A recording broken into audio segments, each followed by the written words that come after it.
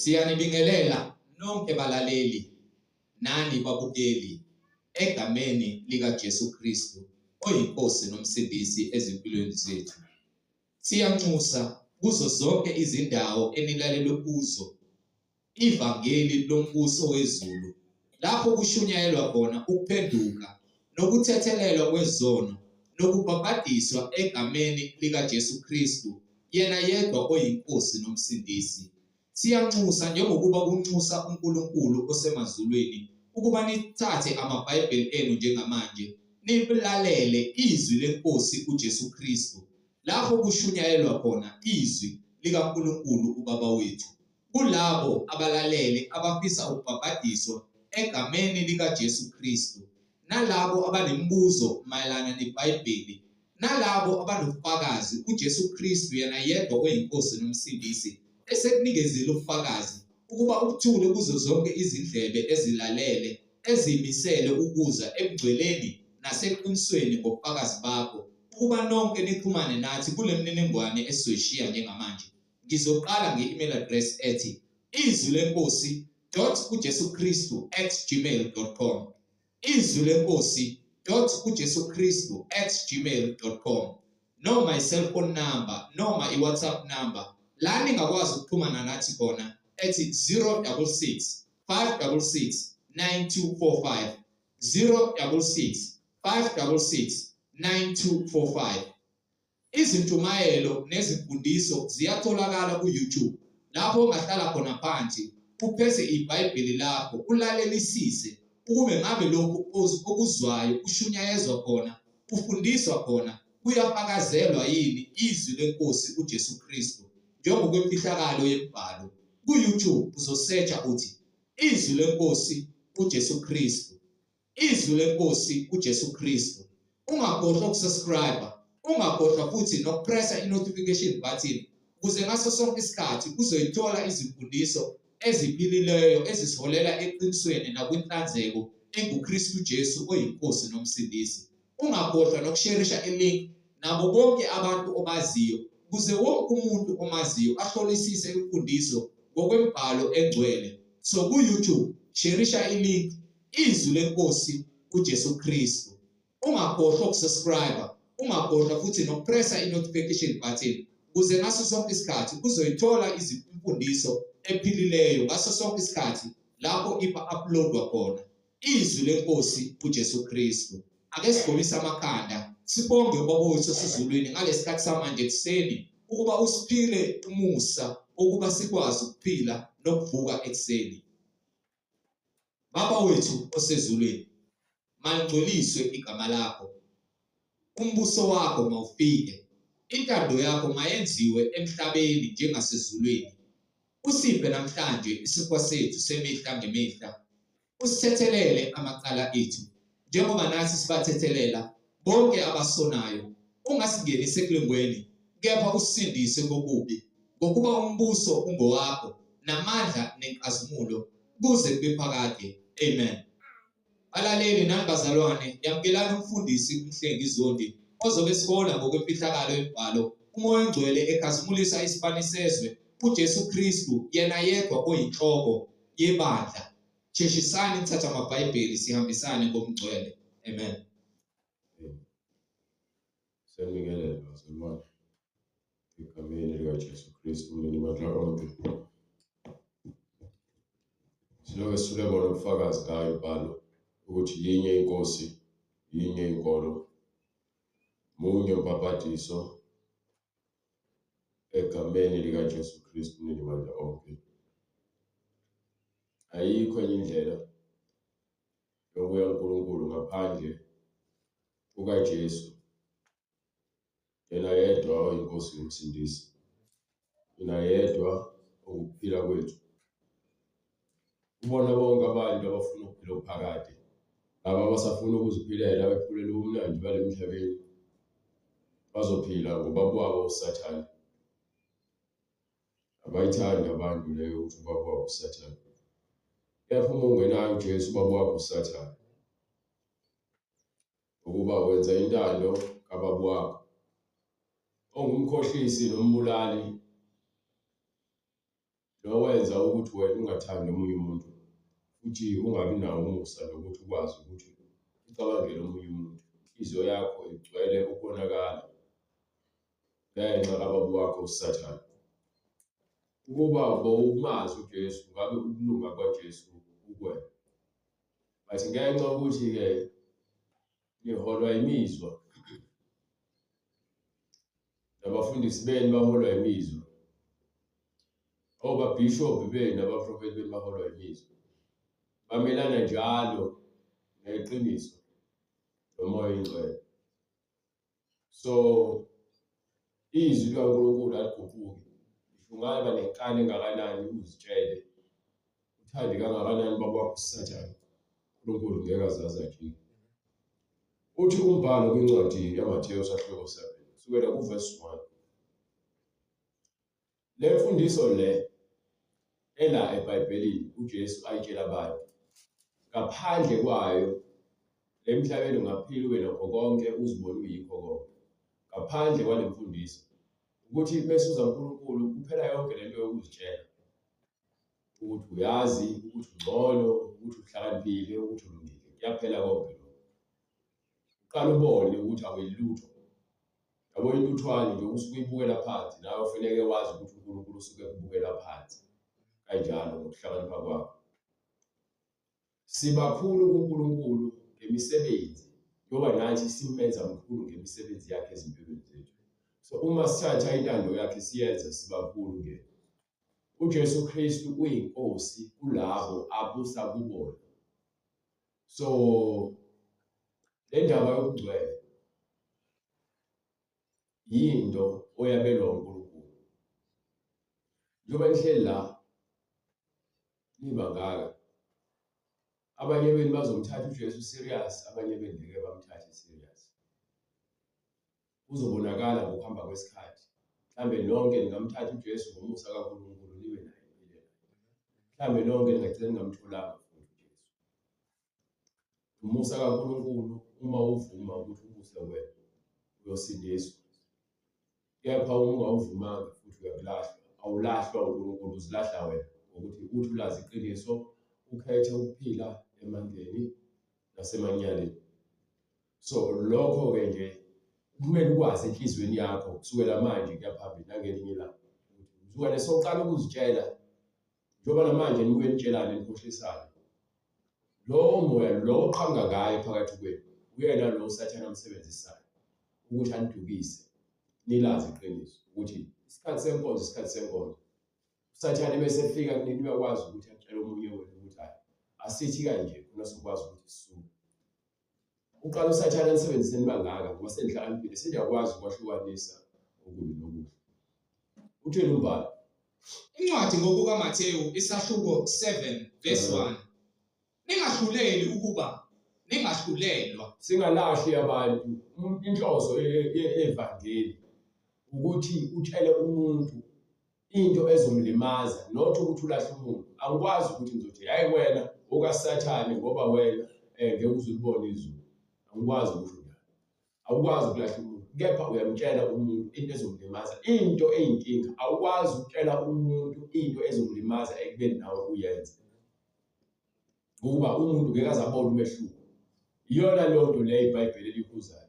Ningahluleli ukuze nani ningahlulelwa. Ukuba leso sikalo okala ngaso nawe uyaqala ngaso umuntu. Ngokuba ngokwahlulela elahlulela ngakho nani niyakwahlulelwa ngakho. Nangaleso silinganiso elilinganisa ngaso nani niyakulinganiselwa ngaso. So uNkulunkulu uthi ke uma wena uthi wahlulela isono, nawe kuyabheka ukuthi isono usenzile. Ukuba uma wahlulela nawe uzawahlulela. Uma unesilinganiso ulinganisa nawe leso silinganiso sisazobheka ngakuwena. So akukho ngokuthi ubani ongcono. Kuya ngokuthi ke ngabe izwi siyalizwa silenze na noma cha. Ubhekelani ukucwezana olusesweni lomfowenu. Kepha ugongolo olusesweni lakho awuluboni na. So uma ukuthi wena ubheka omunye umuntu ukuthi yena unesono ekubeni nawe uyasidla isono, iBhayibheli liyakubuza ukuthi ukwenzelani lokho? Ukuthi Ungasho kanjani kumfowenu ukuthi Ungasho kanjani kumfowenu ukuthi ake ngikhiphe ucezwana olusesweni lakho? uma uyisifebe uthi umfowenu uyisidakwa uthi hayi mfowethu uyeka ukudakwa kepha wena ungafuni ukuyeka ukufebe. Kwenzeke kanjani uzitshela ukuthi wena ulungile? Ngoba wena nawe uhlulwa isenzo esibi kepha wena ubhizi utshela abantu ukuthi abenze kahle. Lo nto iyangihlupha kuba nami hlezi ngizihlola ukuthi uNkulunkulu ngingabi umuntu oloke bemeza etshela abantu ukuthi yekani ukuthi kepha mina kube khona okungihlulayo. uNkulunkulu asize mina ukuba isono sixebuke kumina, imidlinzo emibi ixebuke kumina. Ukuba imidlinzo emibi ikhona njalo unokucabanga izinto ezingasile. Leyo nto leyo uNkulunkulu ufanele ulwele ukuthi ayisuse kwethu ukuze kuhlale uNkulunkulu abuse enhlizweni yakho. Vumela ukuthi yena yedwa asuse lonke lolukhula nalokungcola okukunamathele okwenza ukuthi wena ungezwe. Ukuba kunokwenzeka ufunde, kunokwenzeka ulalele kepha ungezwe. Ulalele kepha uzwe. Kuyenzeka ube sekonzweni noma ube seklasini kepha uthola ukuthi ingqondo yakho ayikho khona. Lokho akubalele njengokuthi wena ubufunda nabanye abantu. Ubukhona ngomzimba kepha umphefumulo wakho usathane wontshontshile ukuze noma utshelwa izinto ezibalulekile ungazizwa. Ukuba ucabanga izinto ezikude, izinto ezingekho la, kepha ufuna ngabe umqondo wakho uphelele la ukhona njengamanje. Ngeke ngikwazi ukushumayela ngicabanga izinyoni zami. Ukuba ngizoshumayela ngicela sengikhuluma izinyoni zami. Uma ushumayela fanele kube kumoya, ube sezweni, ube kanye noNkulunkulu ngokwezwi. Usho ukuthi akwazi ukushumayela ngibe ngicabanga onopoliyane bami. Ubhekelana ucezwana olusesweni kwamfowenu, kepha ugongolo olusesweni lakho awuliboni na? Ungasho kanjani kumfowenu ukuthi ake ngikhiphe ucezwana olusesweni lakho? Bheka, ugongolo lusesweni lakho. Ufuna ukususa isono komunye umuntu kepha wena uyasedla. Ngeke utshele umuntu ukuthi akenze ukulunga wena ube ubheda. Ngeke utshele umuntu ukuthi akenze kahle wena ube wenza kabi phambi kwakhe. Ngathi ubaba ubuza ubhema ushaya umkakho phambi kwengane yakho uzotshela ukuthi ayikhulube indoda eqotha ingane yakho. Ngathi umama uhleka uqamba amanga uphinga uzotshela ingane yakho ukuthi ufuna ke ihlakaniphe ufuna iziphathe kahle ibe yintombi futhi ingabi umuntu ongikhuluma noma kanjani kepha wena lozozinto uzenza phambi kwayo. Ngathi ingane yakho ifuna ikhulu ibe qotho kepha uyibukisa izinto ezingasile ku-TV. Manje ke ukuthi ukulunga kuyovela kanjani? Ngeke uthi ungatshela umuntu ukuthi akahambe emgudwini oright kepha wena awuhambi kuwo. Ukuba umuntu ongemuva kwakho ulandela izinyathelo zakho noma ungakhuluma kangakanani lo nyathele khona uzonyathela khona. Uma wazange uhloniphe lo ngqondo wakhula nayo uyohlezi kulandela njalo ingqondo ungahloniphi nasezinganeni zakho ngeke zikuhloniphe. Kuyoba buhlungu ingane zakho sezingasakuhloniphi. So ufisa sengazi ukuthi ungangabe nazi izingane sesikhomba kanje ebuhlweni ingane nje ngiyena ungazowulinga uma ngestress angekho ebusheni bakho vele. Kuba buhlungu ingane zakho so kade wena uhlupha abazali bakho uzala wena phathisa abangani bakho izingane uhambe uyogana. Ingane zakho seziyabengelina ngasezikwenza kuwena lo. Kuyoba buhlungu ngelinye ilanga kade umzukulu umkhulu wakho ungamhloniphi. Umkhulu wakhe ethi ucela amanzi ukuthi eyimkhulu usungibangela isicelo. Ngelinye ilanga lonto senzeka kuwena. Ngokuba sonke sinikwe ithuba lokuthi senze kahle. Sinikiwe ithuba akekho ngathi angitholanga ithuba mina. Sonke sinikwe ithuba ukuthi senze kahle. Ngepha ukuyogijimela ifoni uhamba phambili. Ugijimela iTV ne-remote uhamba phambili.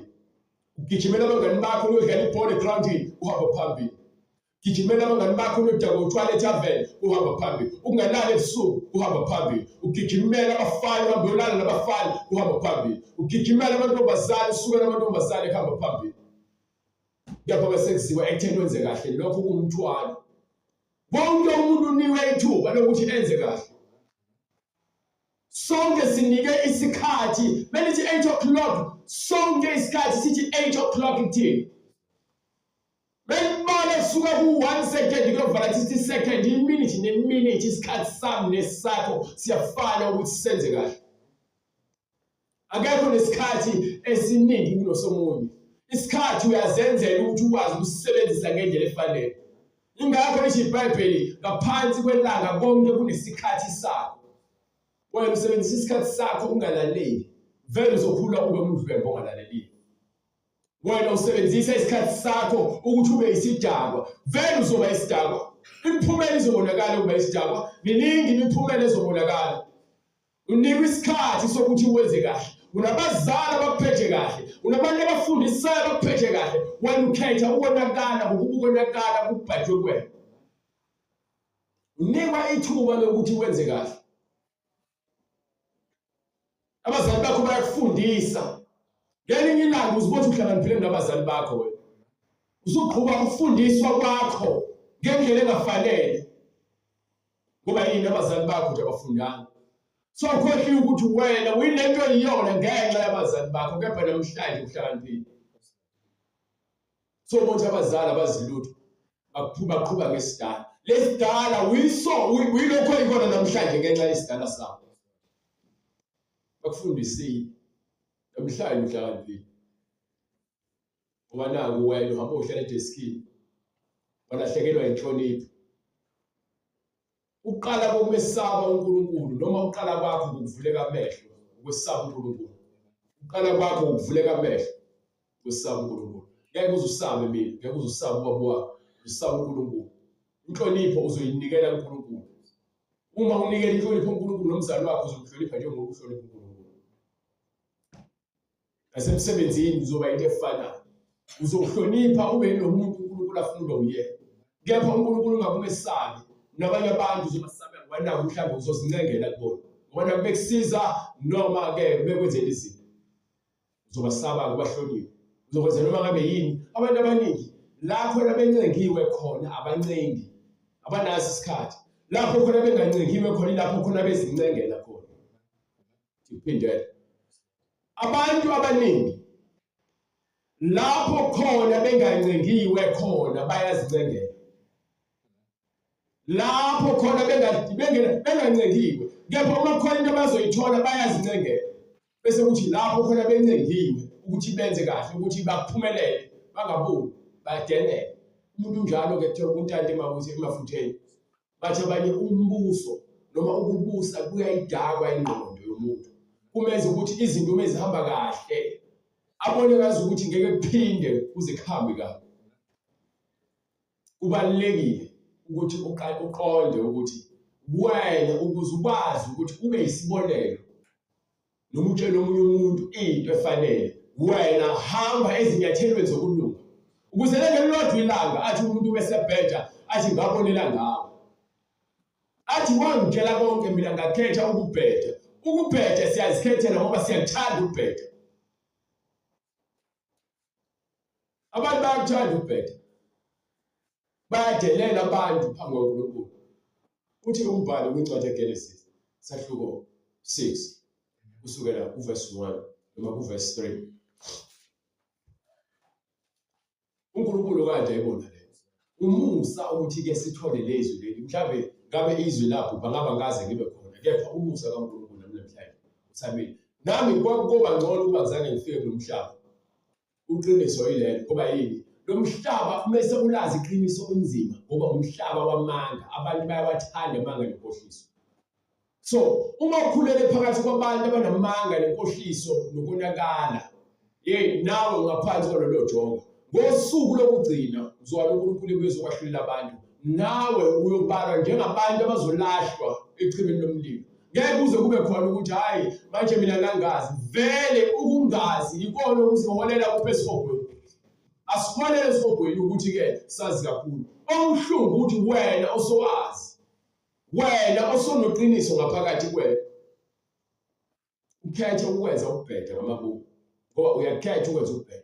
Isono simnandi mosutshontsho. Bese kuthiwa senzeke noma kanjani. Awusathandi ngoba yisihlazo. Eningi. Incwadi uGenesis isahluko 6 verse 3. Wayesethi uJehova, umoya wami awuyikubusa njalo kumuntu. uNkulunkulu wadala umuntu. Umuntu bephila isikhathi eside phambi kwaNkulunkulu. Kepha ngenxa yesono nokungalaleli komuntu, uNkulunkulu usethi ke ngenxa yokuthi umuntu akezwe ngeke umphefumulo wami usahlala isikhathi eside kuyena. Ingakho abantu befa bebasha, ingakho abantu bengasakwazi ukuhlanganisa o-30 years kunzima, abantu abasakwazi ukuhlanganisa o-200 years kunzima. Iminyaka esikalela isingaphansi kwa-150 manje. Njengokuba eyinyama nje, Njengoba thina siyinyama, izinsuku zakhe ziyakuba iminyaka 120. so ukufika nje 50 years abantu babone untanga bakho befa. Izinto ezibulala abantu njengamanje, amanga abaxabanisayo, bayabulalana, bayazundana, ukuthakatha, ubufebe, onezifo eziza nobufebe, udlame, nobugebengu, izinto ezibulala umhlaba, abantu befa bemaginzi, bamasela, beyizinkabi. Bese kuzoba ukuphinga, abantu abaphingayo, izifo ezivela ngako ukuphinga. Lezo zinto lezo ezibulala umuntu, nezibulala izwe, nomoya ubulala izwe. Baningi. Ngalezo zinsuku kwakukhona iziqhwaga emhlabeni. Yayizona ngishoyo. Yini ebulala izwe? Ubuqhwaga. Nasemuva futhi lapho amadodana kaNkulunkulu engena kuwo amadodakazi abantu. Abantu sebezithathela amantombazane noma bafuna ukuthatha amantombazane noma kanjani. Abasenzi izinto ngomthetho kaNkulunkulu. Awazalela abantwana. Yes. Lana engamadodana asendulo anamandla, anegama lodumo. Yebo uJehova wabona ukuthi ububi bomuntu bukhulu emhlabeni. Yini enkulu emhlabeni? Ububi bomuntu bukhulu emhlabeni. Ububi bami nawe emhlabeni. Ngeke ubone ibhube sithatha umkhondo noma isibhamu, hambe liyobulala abanye ngobhube noma izingwenya. Kepha abantu, mina nawe, njengoba ngisho ukuthi inhliziyo yomuntu yimbi, ayifuni ukulalela. Umuntu uhamba ayotshela abanye abantu ukuthi ubani angimfuni, nansi imali hambani umdubulo.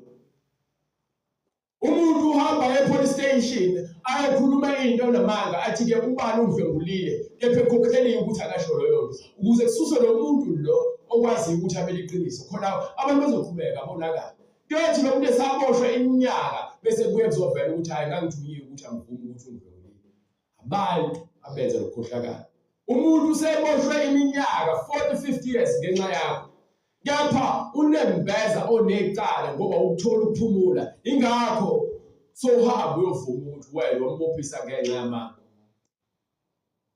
uJehova Ithina abantu esingcolisa umhlaba kaNkulunkulu. Thina abantu ngamasiko ethu, ngemhlatshelo nemikhuba yethu, nobufebe bethu, namanga ethu, nokungahloniphi kwethu.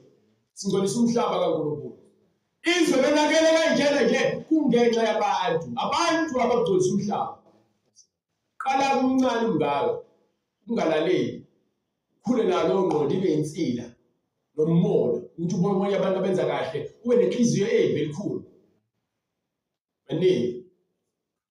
yebo uJehova wabona ukuthi ububi bomuntu bukhulu emhlabeni, Ububi bomuntu bukhulu emhlabeni. nokuthi zonke izizindlo Nokuthi yonke imicabango zemicabango yenhliziyo yakhe zimbi njalo. uyabona kutshele mina.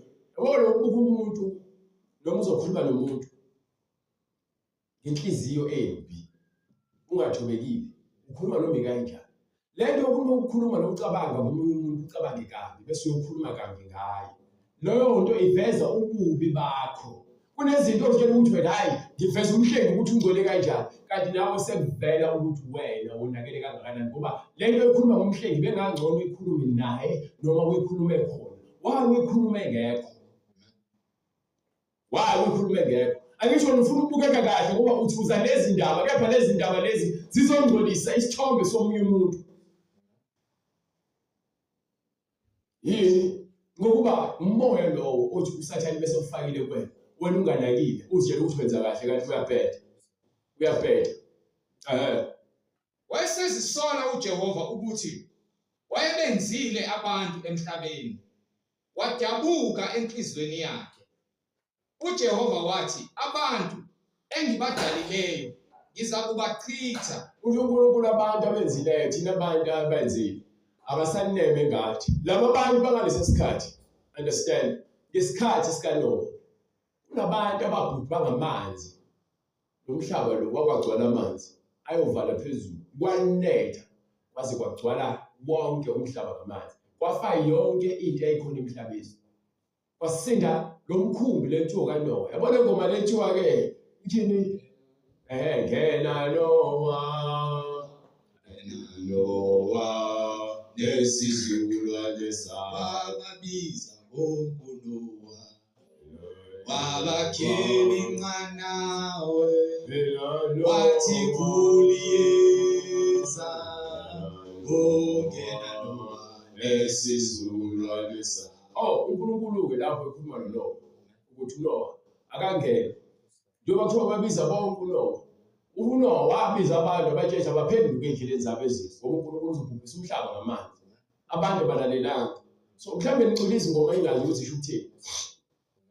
Lo ngoma leso sigameko leso abantu basebonile kakhulu emhlabeni njengoba lisho iBhayibheli. uNkulunkulu esebona ukuthi abantu ngeke aphinde ahlale nabo isikhathi eside. Umphefumulo wakhe uyawukhipha kumuntu emva kwesikhathi esephile iminyaka e-120.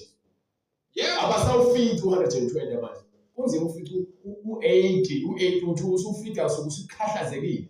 Kukancane ubona umuntu osaphila nje kwazi ukuzenzela zonke izinto enako 90 ka-95. uNkulunkulu umphumuza. Kepha abantu abaningi bayakhahlazeka. Yazi le ekhahlaza abantu ile ndaba yokusidla ukusha bethu. Bheka ugwayi uphuza utshwala. Awuboni leso sikhathi yakhahlaza lona. Uyothi uqala uthi 60 years uyaqala.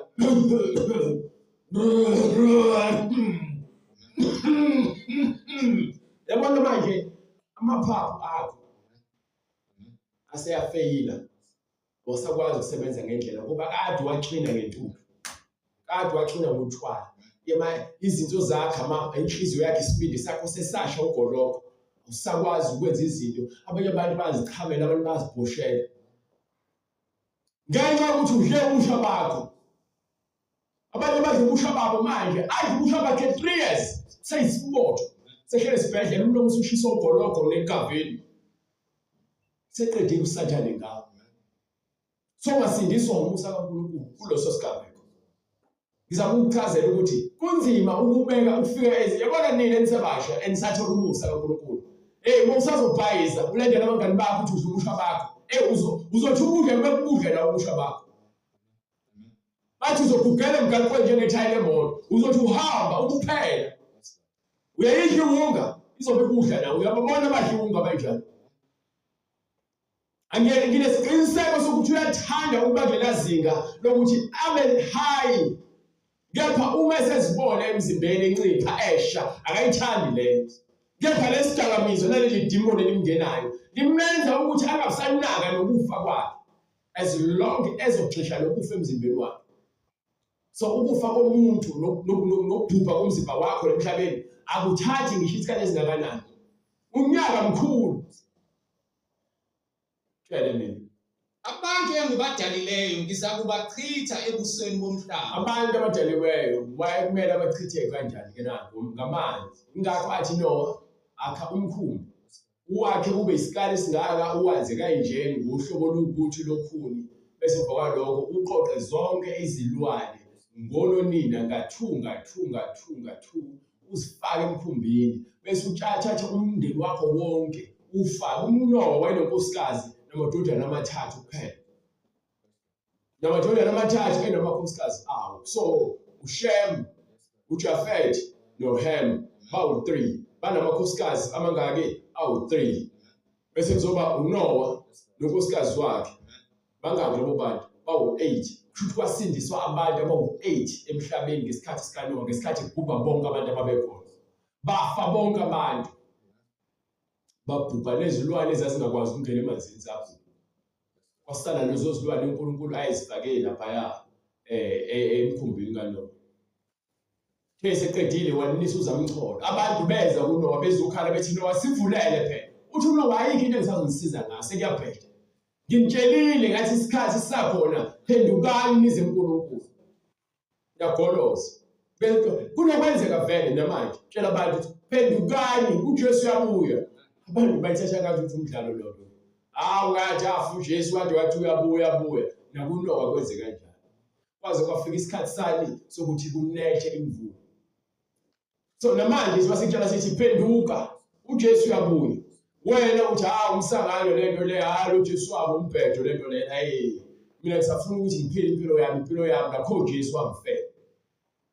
So abaphendukayo bangena kuphi emkhunjini umkhunjini. Yile gama lika Jesu Kristu ngokomoya manje. Hayi lento isibonelo ukuthi basindiswa ngokukholwa uNkulunkulu benza lokho okufuna uNkulunkulu. Namanje usabe lokho ukuthi ke bonke abazosindiswa bazosindiswa ngokwamukela izwi.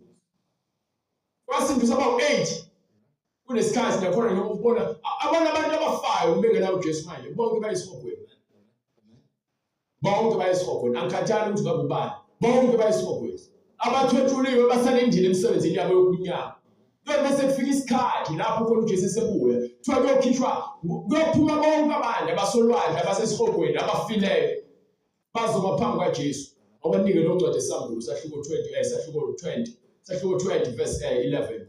Ufuna ukuvezela ukuthi bese buya uJesu kuyoba muncu ngoba wena utshela ukuthi mhlawumbe ubona uJesu thanga uJesu ebuya uJesu uyakwamukela cha.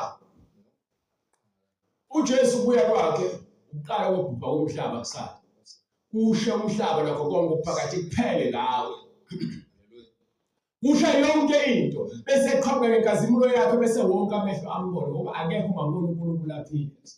So ungacabanga ukuthi kubuya uJesu uzobuya njengoba ayebuyile. Ukubuya kwakhe kwesibili manje ukubuya ngolaka lokuthi umhlaba uyawuvala umhlaba lesiphila khona. Ungenyathela nje ufake indayikhe yakho uzibona phela phezulu uhambe ngelabogini yakho ushaya izidudlu bangomsini. Okwesikhashana sazoshaya yonke lento lesithi ayisebenza emhlabeni. Yebo usuku lenkosi luyakufika njengesela. Amazulu asazodlula ngokuhlokoma ngomsindo omkhulu kuyakusha konke bese kusha konke kubhidlike nomhlaba nemisebenzi wawo kuzakusha. Umhlaba nemisebenzi lenibonayo uyalima uyashala uyashisela nemoto nemizi yonke lonke isazosha. Fihla igolide ukuthi ufuna ube sicela emva kweminyaka ewu30 awazi ukufika leminyaka ewu30 sazosha. Incwadi isambulo esahluko 20 verse 11. Yeah. Lase ngibona isihlalo sobukhosi. Waze kubonakala isihlalo sani? Sobukhosi isihlalo sobukhosi esimhlophe. Nohlezi kuso. Lo wehleli phezulu kwaso. Ubuso bakhe babalekelwa izulu nomhlaba. Manje mengithi mina kuzosha uma sekuyi uJesu. Lithi uJesu ebonakala esihlalweni sakhe sobukhosi. Ubuso bakhe yilobo babalekelwa yini? Izulu nomhlaba. Akutholelwanga indawo. Ubuso bakhe bese bubuya. Ngeke sikwazi ukuthi simbone ngamehlo ngokuba yini izulu nomhlaba lo uzobuya ngethu ukuthela azokuqeda. Bese kushileke bese abantu befike lapha kamoya bese bayambona uJesu. Ngoba lithi iBhayibheli wonke amehlo azombona nezizwe ziyakulila. Izizwe zonke ziyakulila. Nalabo bamgwaze eceleni.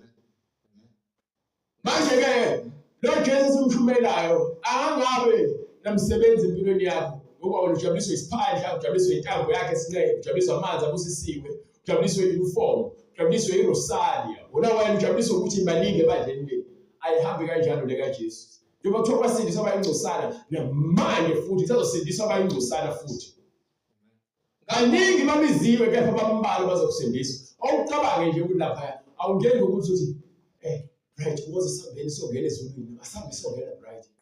Yapha methiwa right asamthwaleni asambule siqoleni bright awu zokuthengela 2 court ayi namhlanje ngiholile bright samsolanda ibhodlela ilula leyo siyahamba sethafe ezulwini angikelo kanjani ukuba ukuza enkonzweni ukuza izwi kaNkulunkulu awungani wakho uyabalekela ukuba mase uza kuJesu usuke sekhetha wena akakhetha umngani wakho wena inhliziyo yakho besina bathela kuJesu musu uqalazi ukuthi oqalaza ngemumva inhliziyo yakho sala ngemumva. Abantu abamina ngithatha uJesu bazoba yini beyizidako kanje. Shiya phansi. Ayeke. Phila impilo yokungcwele, makuhambe wena ekuhambe lokungcwele. Ukuze noma bezobona ukuthi hayi umama ngasena noma besibazi. Ngabona abafileyo abakhulu. Kwasebonakala abafileyo abakhulu ukuthi abantu abadala.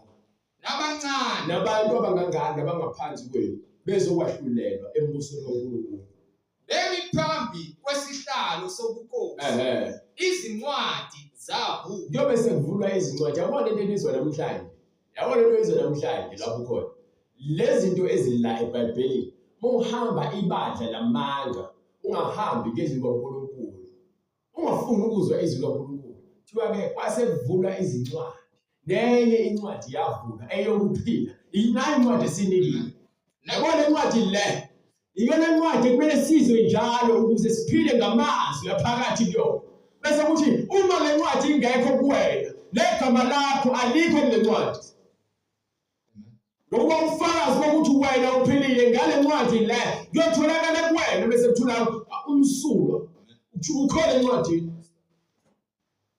Yeyokuphila. Incwadi yokuphila. Nabafileyo abafileyo ngalokho okulotshiwe isono ezincwadini. Abantu abafele esonweni bayokwahlulela ngani ngale ncwadi okubhalwe ukuphila encwadini. Abantu ade befile emgodini nabo bayovuswa bahlulele ngale ncwadi le. Abantu abasehayidisa bayokhishwa, abasolwazi bayokhishwa bazokwahlulela ngale ncwadi le. Njengokwemisebenzi yabo. Njengokwemisebenzi yabona bakutshela ngithi ungahloniphi umona, inzondo, ugwayi obhemayo, izinwele zokufakelwa, ama-Q-Tex, nenzipho lezi nizifakela ezimbi, ney'nkopho lezi nizifakayo ezamanga, amabhuluku labantu besifazane abafakayo. Lokho kuyokwehlula imisebenzi yakho.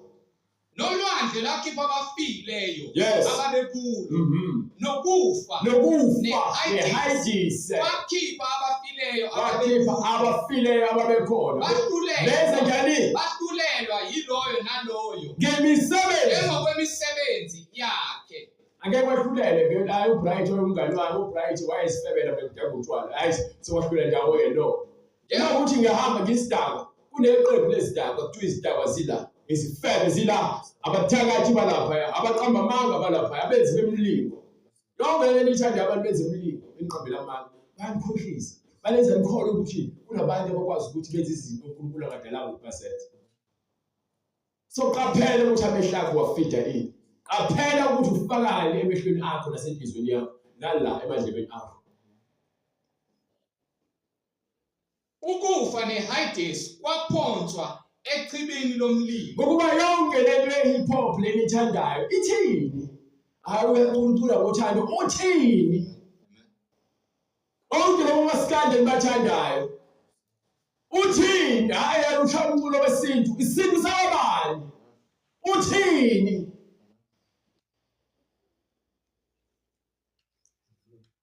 Lezi ngoma uzizwa zidire sezidlala ekhanda lakho uma uthi usathane uyasifida lento le. Ngoba abantu abayithandayo bayifaka umsindo bonke abantu bafuna bayizwe. Kile sewuhlalele ekhaya, uhlalele ukuthi uhleli phansi noma uyafunda noma wenzani. Sedlala ingoma ekhanda lakho. Ngoma manje isidlala impilo ngoba kumina ngidlale ngoma. Amen. Ithi nenye futhi lesa sizwe njalo le ethi-ke ebafana ngizonithengela ibhodlela. Leyo nto leyo uthi ungena etekisini uyahamba kudlula imoto uyadlula ethaveni leyo ngoma. Leyo ngoma usathane ufuna ukuze nawe ugcine iphila wena. Yini? Umoya usathane afuna abantu babe ndawo. Siyazithanda lezi zinto. Vele kini ngokukhulekela lezi zinto nawe uzoba yiyona. Yebo phezu kwalana. Wena nje yiyona nje awazi ufike kanjani. Kepha uyiyona. Futhi uyakhona ukuthapha mina ngakhula ngalento. Vele wakhula ngento engasile. Uyayithanda futhi into engasile. Ayikho into ekuthiwa yesintu. Kanti isintu asesibheke nje igama lesisintu. Isintu yini igama lesisintu? Yini isintu? Ufuna nje ukwazi ukuthi yini isintu. Ukuba sekwahlulela ngale misebenzi esiyenzayo. Yebo phezu kwalana ndodana yami. Mawuqwaye ukwenza izincwadi eziningi. Qwaya ukulandela izinto eziningi. Akunakuphela. Akunanzuzo. Nokufunda okuningi. Ukhathaza umzimba nengqondo. Nakho kuphela kwendaba. Nakho kuphela kwendaba. Lapho sekuzwakela. Lapho seshumayelile nakuzwa konke. Mesabe uNkulunkulu. Qala mesabeni uNkulunkulu. Ugcine imiyalo yakhe. Imiyalo yakhe. Lo lithi iBhayibheli kwasevula izincwadi kaXoxa la. Ayokethini anike. Gcina imiyalo yakhe. Ngokuba lokhu kungokwabantu bonke. Abone kwamaZulu. Ngokuba lokho kungokwabantu bonke.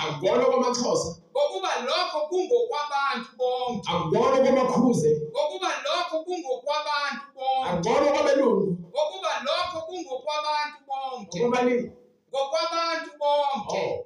lezi likhuluma nabantu bonke ngichomela ngosiko lakini nesintu sakini esisanda kwenzana sasikuphi isintu sakini kufika uAdam emhlabeni Ngokuba uNkulunkulu uyakuyisa yonke imisebenzi. uNkulunkulu yonke imisebenzi nezinto esizenzayo esizicabangayo uyakuzisa kuphi ekwahlulelweni Kanye nakho konke okufihliweyo. nakho konke okufihlile kuphi enhliziyweni yakho Noma kuhle. noma kuthi uyakwenza abantu ukuthi abakuboni noma ngabe kuhle noma ngabe kubi Noma kubi. kuyokwahlulela kuyovela phambi kaNkulunkulu phambi kwakhe siyokuzilandekela lobe engasiyakho ukuthi hayi ngiyohlangana nobaba omkhulu ibona bazokwazi ukuthi bangisondeze uNkulunkulu ngoba sebefike eqala kuyena akekho lonto leyo inkohliso leyo ayikho futhi incwadi efakazela leyo nto nazi ukuthi khona uNkulunkulu ngenxa yeBhayibheli kwenza kanjani umkhulumela uNkulunkulu ukuthi abantu bangasekho sibeke eduze kwakhe ubani ukutshela lokho eyiphi lo ncwadi lefakaza lokho hayi ngezonke sengoma isengoma engangiyobhula kusona sasikhohlisa uhambe yolala abantu abanamanga abangazilutho abafaka amabhonke ukuze baprove ukuthi kunento abazaziyo uNkulunkulu akadingi ukuthi zifake imiyeko nezikhumba khona kwezokukhumba nezikhombisa ukuthi mina ngumprofeti ufuna umuntu ozwa izwi lakhe uyahamba umuntu angene idlozi uzohamba la uyolalela amanga edlozi lakhe la moya amadimoni agcwele kuyena Ukufa neHades kwaphonswa echibini lomlilo. bonke abantu abangezwa lithi iBhayibheli ukufa neHades kuyophonswa kuphi Echibini lomlilo. Lokhu kungukufa kwesibili. ukufa kwesibili yabo manje ukufa lokwekufela esonweni nasemanyaleni ukufa kokuqala Ichibi lomlilo. ichibi lani Lomlilo. lokhu ungasangeni ngale nyama okuyona njengamanje umphefumulo wakho yabo nje usukulele ebusuku uphupha umphefumulo wakho usukusebenza unembeza kwakho unembeza yabo nje umphefumule awukwazi uthatha ibreak namhlanje hayi angenqena ukuphefumula ngizolala ngihlala ngaphefumula uyaphefumula ngisho wasathana ngoba ukuphela komphefumulo kwena sekuphela ukuphila into leyo so manje ngifuna understand ukuthi usanesikhathi usinikile sokuthi umphefumulo wakho usaya emsebenzini emhlabeni ungabona uthatha inkosi uphile ngamazwi kaNkulunkulu usazosha echibeni lomlilo Uma ekhona ongafunyaniswanga elotshiwe encwadini yokuphila. niyamavila okulandela izwi likaNkulunkulu nikhuthalele ukuhamba izingqungquthela zamabandla amandla nikhuthalele ukuhamba imikhosi egudwa ngamabandla ngamandla bese kuziwa ezweni ningamavila kunabantu abafundisa ngoJesu abantu ababade samba nabo kepha ngenxa ukuthi abafuna ukuhamba ngezwi bafuna anenkani bafuna ukuziqala amabandla bafuna ukuba ngabaholi uyabona futhi lo muntu unentshisekelo kepha ngaphandle kokuqonda ingani iBhayibheli lithi ke akubona bonke abathi kini inkosi abakubona ubuso kaNkulunkulu kepha yilabo abenza intando kaBaba osezulwini ngoba manje indaba inentando kaBaba osezulwini lapho sekuzwakele konke indaba izokuthiwa kwavula izincwadi waliphambanisa nje izwi kaNkulunkulu ngenxa yenkanuko yakho nangenkani yakho nokuzambulela wena hayi wena wambulele bathi umuntu wavela imbali iyaphikisa imbali wambulelwe ngokusiba kwakho uSathane wena emthanda uSathane unitshela ukuthi nibe nempakamo unginike incwadi yaMathewu sengivala ngayo sahluko 7 sukela kuverse 4 Ungasho kanjani kumfowenu ukuthi ake ngikhiphe ucezwana olusesweni lakho? Bheka ugongolo olusesweni lakho. Yebo. Mzenzisi. Khipha kuqala ugongolo esweni lakho. Khipha nawe shiya isono. Khona ke uzakubonisisa. Khona uzokwazi nawe ukuthi ube msula endaweni lapho uzokwazi ukuthi ukhombe khona okugcolile. Awukwazi ukuthi ungathi uphuma endlini engcolile bese uyokhomba ezinye izinto zabantu. Endle yakho ebengcolile. Wena yakho ukuthi neyakho ingcolile nje. Clean indle yakho ehlanzeke igceke lakho libe clean bese ukwazi ukutshela abanye abantu ukuthi indoda asihlanzeke. Kuba yini nawe uhlanzekile. Khona ke uzakubonisisa ukukhipha ucezwana esweni lomfowenu. Yes. Ninganiki izinja okungcwele. Unganiki izinja unjani? Okungcwele. So lento okungcwele akuyona into yokuyiphakela abantu abangenabo ubuntu. Ukuba yini bazophenduka babulale wena. Yabona uJesu bethi ke unganiki izinja okunjani? Okungcwele. Ningaphonsi amaphareli enu phambi kwezingulube. Ngeke ufice abantu abangezwa abangakholwa uthi-ke uzobanika uphilo obungcwele bazojikela wena funa zikunyathele ukuba-ke ziyongcolisa lobu bungcwele lobo ngezinyawo zazo ziphenduke ziniklebhule bese ziphendukele wena futhi yabona kutshele iqiniso into ungahambi ufaka iqiniso ngenkani kubantu abangezwa ngokufana ukuthi uphakela izinja into elungile azifuni into elungile izinja zi-right zidla ubuthuvi lapha iy'ngulube zi-right ziphila ekungcoleni zifuna ukuphila ngokungcola uthatha into uyinika zona zizoyichoba ngeenyawo ingcola bese baphendukele wena futhi bafuna ukukwenza into ongayazi bakwenze doti celani khona niza kuphila celani uma ucela uNkulunkulu awuceli ukudla awuceli futhi imali bethi wacelani nayo into efunakalayo ivuleke la kwenza cela ukuvuleka kwengqondo yakho cela uza kuphiwa funani khona niza kufumana afuna futhi impahla zokugqoka uNkulunkulu ufuna uNkulunkulu ukukhona bakhe kuwena ufuna uNkulunkulu uyakunika ukukhona bakhe Mongothani mongoza hayi izothi kanje iza uNkulunkulu njalo uzofuna yena uzovulela uNkulunkulu ufuna abantu abazomfuna nabantu abahlezi becela kuyena becela iziphiwo zikamoya ngokuba yiloyo naloyo ocelayo uyamukeliswa nofunayo uyakufumana nongqongqothayo uyakuvulela noma ngumuphi umuntu kini ongathi uma indodana yakhe icela isinkwa uNkulunkulu osezulwini-ke ufanisa lento ukuthi noma ngabe kuthiwa ingane yakho kuwena izocela isinkwa ayinike itshe na kungenzeka athi ingane yakho icela isinkwa uhambe uthathe ikuyinike lo cha noma icela inhlanzi ayinike inyoka na ngeke futhi ukuthi ingane yakho izothi icela ufish wena uhambe uthatha ufezela uyinike cha ngakho-ke uma nina manje ngifuna nesitayile ukuthi bekuthiwa ngqongqoza funa cela akhulunywa ngone emhlabeni ngoba izokufakazela incwadi lokho manje ngakho-ke uma nina enibabi nazi ukupha abantwana benu izipho ezinhle yes kakhulu uyihlo osezulwini kubani uyihlo osezulwini uza kubapha okuhle abacela kuye manje uya-understand ukuthi akhulunywa into yasemhlabeni la ngoba iBhayibheli liyafakaza ungazibekeli ingcebo emhlabeni ungazibekeli ingcebo emhlabeni ungaba nemali but ima igugu lakho lisemalini usenkingeni uthi umbhalo-ke sebekuzwa bonke bahlabeka ezinhliziyweni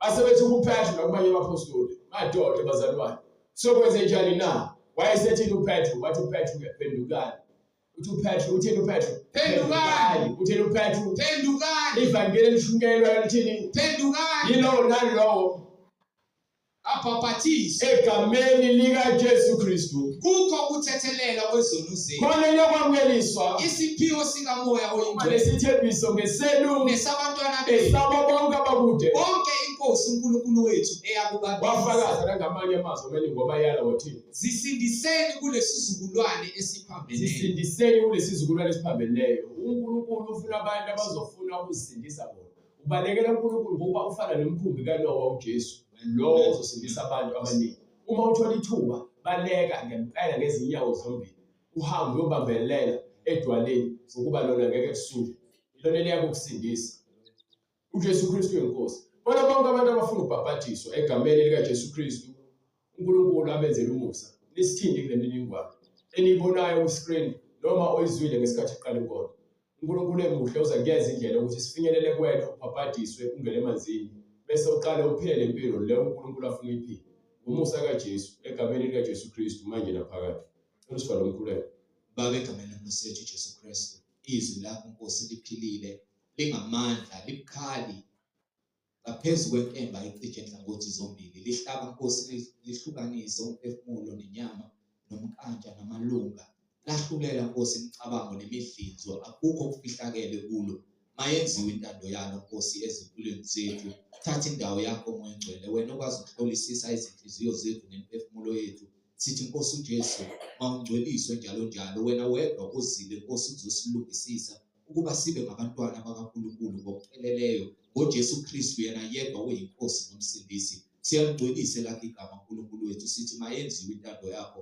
uthembekile ngezikhathi zonke wena ongavumi inkosi ukuba sigubhe, kepha kuyo yonke imphefumulo ifinyelele ekuqondeni nokumazini uNkulunkulu egameni likaKristu Jesu oyinkosi nomsindisi manje